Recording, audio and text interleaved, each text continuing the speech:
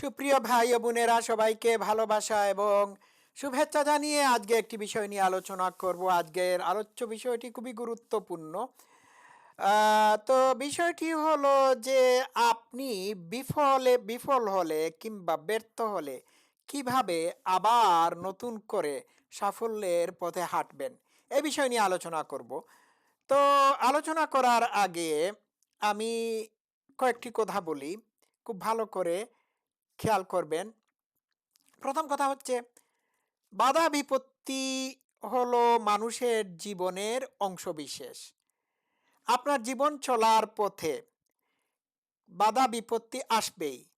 কিছু কিছু ঘটনা ঘটে যাবে। এই ঘটনাগুলো বা ঘটে যাওয়া ঘটনাগুলো আপনার জন্য বাধা হয়ে দাঁড়াতে পারে। তো একটা কথা মনে রাখতে হবে যে খারাপ পরিস্থিতি একসময় চলে যায়। খারাপ পরিস্থিতি খারাপ পরিস্থিতি আপনার দৃঢ় মনকে কোনো অবস্থাতেই কাজের ক্ষেত্রে ব্যাঘাত সৃষ্টি করতে পারবে না বা দৃঢ় মনকে বাধাগ্রস্ত করতে পারবে না। কারণ আপনার মন যদি সঠিক থাকে, তাহলে আপনি নিজেই বিকল্প পথ খুঁজে বের করবেন। ঠিক আছে? এই বিকল্প পথ বা ধারাটা হচ্ছে ব্যাকআপ অপশন। তো এটি কি? এটি আসলে কি? ব্যাকআপ অপশনটা হলো যে আপনি যখন কোনো কিছু হারিয়ে ফেলবেন বা কোনো অসুবিধায় পড়ে আপনি আপনার প্রিভিলেজ লস্ট করে ফেলবেন বা লুজ হয়ে যাবে, তখন বিকল্পভাবে এটিকে কিভাবে পুনরুদ্ধার করা যায় সেটি হচ্ছে এই জিনিসটা। ঠিক আছে? তো ধরুন, আপনার সাথে কেউ প্রতারণা করেছে। আপনার খুব ভালো একজন বন্ধুর কাছে আপনি প্রতারিত হয়েছেন। তো এক্ষেত্রে আপনার ব্যাকআপ অপশনটা কি? এক্ষেত্রে আপনার ব্যাকআপ অপশন হচ্ছে, আপনার সাথে যা হয়েছে তা থেকে আপনি শিখবেন এবং যে আপনার সাথে এই কাজটি করেছে তার সাথে সতর্কভাবে চলাফেরা করবেন যাতে ভবিষ্যতে এই কাজটি সে করতে না পারে। অন্য অপশন হচ্ছে, তাকে আপনি ক্ষমা করে দিতে পারেন।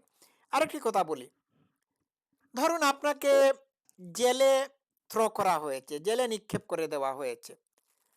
তো এই জায়গাটাতে আপনি জেলে থাকা অবস্থায় এই জায়গাটাতে আপনি কি করতে পারেন? আপনি সবকিছু থেকে ব্যান হয়ে গিয়েছেন, বাইরে যেতে পারছেন না। আপনার রিসোর্স, আপনার ক্ষমতা এইগুলো হচ্ছে লিমিটেড, সীমাবদ্ধ। তো এক্ষেত্রে আপনার যেটি করার আছে সেটি আপনি করবেন। এক্ষেত্রে আপনি ধরুন, আপনি আপনার ফেলো প্রিজনারদের সাথে আপনি একজন ভালো মানুষ হতে পারবেন, তাদের কল্যাণকামী হতে পারবেন, তাদের ছোটোখাটো ব্যাপারে আপনি সাহায্য করতে পারবেন, অথবা আপনি আপনার নিজের নৈতিক চরিত্র বা নৈতিক মূল্যবোধকে সমুন্নত রাখতে পারবেন। তো এই জায়গায় আমি একটা উদাহরণ দিলাম, এই জায়গায় আপনি এই কাজটি করতে পারেন। আহ, আরেকটি জিনিস বলি, ধরুন আপনার টেকনিক্যাল সমস্যার কারণে আপনি আপনার ডেটা বা তথ্য উপাত্ত হারিয়ে ফেলেছেন, অর্থাৎ আপনার টেকনিক্যাল প্রবলেম আপনার ওইগুলোকে নষ্ট করে দিয়েছে। তো এইখানে আপনি কিভাবে ঘুরে দাঁড়াবেন?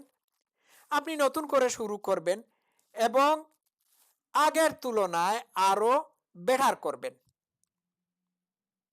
বুঝতে পারছেন? এটাই হচ্ছে ব্যাকআপ অপশন। তো পড়ে গেলে আবার কিভাবে উঠে দাঁড়াবেন, এটাই হচ্ছে আমার আজকের আলোচনার ফর্মুলা। আচ্ছা, ২ নাম্বার যে বিষয়টি হলো, সেটি আমি দুই একটি উদাহরণের মাধ্যমে দিতে পারি। ধরুন আপনি হাঁটতেছেন, হঠাৎ করে আপনি আছাড় খেয়ে পড়ে গেলেন। তাহলে এইখানে আপনার এই বাধাকে কিভাবে অতিক্রম করবেন আপনি? আপনি এই বাধাকে অতিক্রম করার জন্য আপনি কি ওইখানে পড়ে থাকবেন নাকি উঠে দাঁড়াবেন? আপনি ওইখানে উঠে দাঁড়াবেন। যে জায়গায় পড়ে গেছেন সেই জায়গা থেকে উঠে দাঁড়াবেন। আবার নতুন করে হাঁটা শুরু করবেন।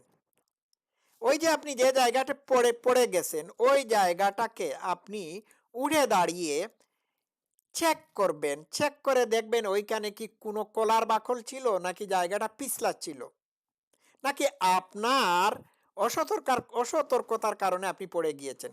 এইগুলো অ্যানালাইসিস করে ভবিষ্যতে এটি যাতে আর না হয় সেই জন্য আপনি সতর্ক থাকবেন। তাহলে আপনি এখান থেকে লার্ন করলেন। তাহলে বোঝা গেল আপনার এই পড়ে যাওয়াটা আপনার জন্য ব্লেসিং হয়ে আসবে, আসতে পারে। ঠিক আছে, গেল এইটা। তো মনে রাখতে হবে কি, আপনি যে জায়গায় পড়ে যাবেন সেই জায়গা থেকে উঠে দাঁড়াবেন। যদি না উঠে দাঁড়ানোর চেষ্টা করেন ওই জায়গায় থাকবেন আপনি। এটা আমি একটা ২ নাম্বার একটা উদাহরণ দিলাম। এটা আমার ২ নাম্বার বিষয়ের জন্য আমি বললাম। আরেকটি বিষয় আমি বলি যেটি আমার জীবনের ক্ষেত্রে হয়েছে। এটি একটি ঘটনা। আমি ইংল্যান্ডের একটি জায়গায় যাচ্ছিলাম আমার একজন বন্ধুর বাসায়। বাস ড্রাইভার বাসটা ছেড়ে দিয়েছে।